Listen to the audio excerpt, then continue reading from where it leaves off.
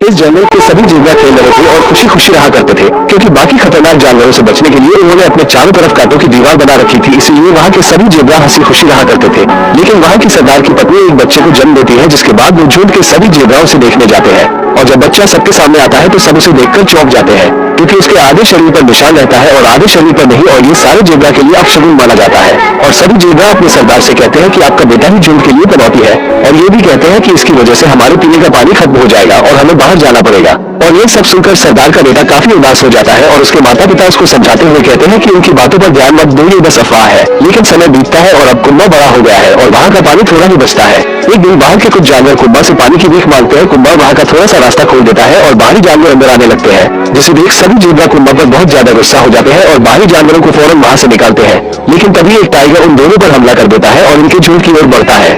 लेकिन कुंबा के पिता सही समय पर आकर इस रास्ते को जल्दी से बंद कर देते हैं और कुंबा को इस बात के लिए बहुत डांटते हैं। बाकी जानवर कुंबा के शरीर के आधे निशान का मजाक उड़ाते हैं और उस पर हंसते हैं, जिस वजह से कुंबा बहुत उदास हो जाता है। और तभी उसकी माँ उसको समझाती है कि उनकी बातों पर ध्यान मत दो। लेकिन कुंबा उनकी पूरी बात सुने बगैर ही चला जाता है और जब वापस लौटता है तो उसकी माँ दुनिया को छोड़ जा चुकी थी। दरअसल उसकी माँ बहुत दिनों से बीमार चल रही थी और जिससे कुंबा बहुत ज्यादा उदास हो जाता है, क्योंकि आखिरी वक्त में भी वो अपनी माँ की पूरी बात नहीं सुनी। वो भागते हुए अपने झुंड से दूर कांटों की दीवार से बाहर निकल जाता है, क्योंकि अब बस उसका एक ही मकसद है, उस जादुई नदी तक पहुंचना है, जो कि आखिरी वक्त में उसकी माँ ने उसे कहानी के तौर पर सुनाई थी।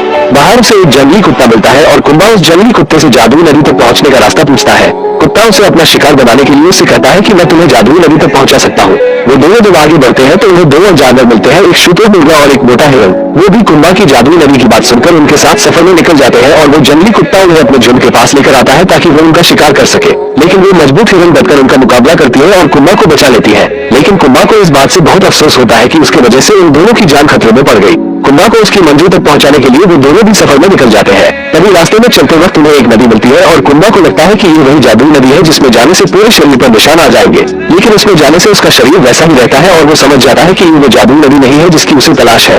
तभी जंगल में कुछ टूरिस्ट आते हैं और सभी जानवरों की तस्वीर लेने लगते हैं।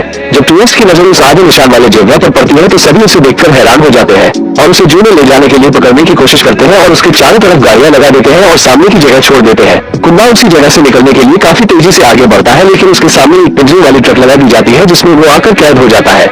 लेकिन तभी एक खरगोश ट्रक के शीशे में आ जाता है, जिससे ट्रक का एक्सीडेंट हो जाता है, ट्रक पलट जाता है और कुंबा आजाद हो जाता है।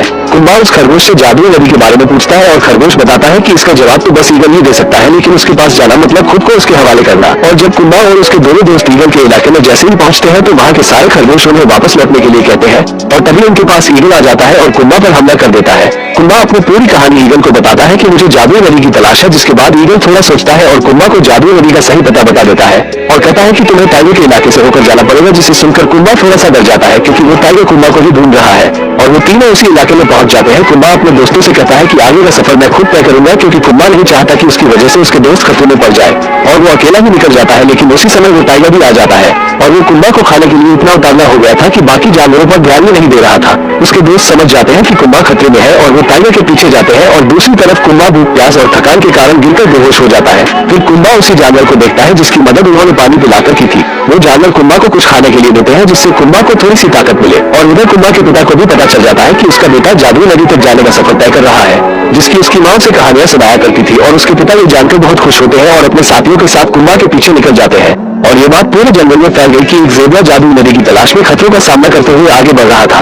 कुंबा उस जगह तक पहुंच जाता है, लेकिन एक तेज तूफान आता है और बिजली गिरने की वजह से एक पेड़ में आग लग जाती है, जिससे वो पेड़ रास्ते में ही गिर जाता है। लेकिन कुंबा किसी भी तरह उसे पार कर लेता है और आगे जाने पर उसे गुफा मिलती है और उसमें जाकर देखता है तो एक नदी होती है और उसमें से रोशनी आ रही थी। वो समझ जाता है कि ये कहानी नहीं बल्कि सच में एक जगह की दीवार पर कुछ चित्र बने होते हैं, जो कि सबसे अलग जेब्रा का होता है, जिसके शरीर पर भी आधा काला निशान होता है और आगे का नहीं, जो कि उसी के जैसा होता है। लेकिन तभी वही टाइगर आ जाता है जो कुंबा को खाना चाहता है। वो वही चित्र देखकर कहता है तुम सभी जेब्रा से अलग हो, मैं तुमको खाकर बहुत ताकतवर हो जाऊंगा। तभी कुंबा टाइगर से बचकर इधर उधर भागने लगता है और टाइगर कुंबा का पीछा करने लगता है।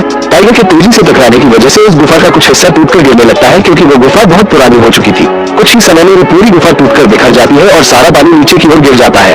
कुंबा और टाइगर एक ऊंची जगह पर होते हैं। कुंबा उसे समझाता है कि हमें लड़ने की बजाय एक दूसरे की मदद करनी चाहिए, तभी हम जिंदा बच पाएंगे। लेकिन वो टाइगर उसे खाना चाहता है और तभी वो उसकी तरफ बढ़ता है, जिससे वो पत्थर नीचे की ओर जाने लगता है और टाइगर भी नीचे गिर जाता है। वो पत्थर उसके ऊपर गिरने की वजह से वो मर जाता है। लेकिन तभी कुंबा भी नीचे पानी में गिर जाता है और उसे बाहर लाया जाता है तो सभी जानवरों को लगता है कि कुंबा इस दुनिया में नहीं रहा।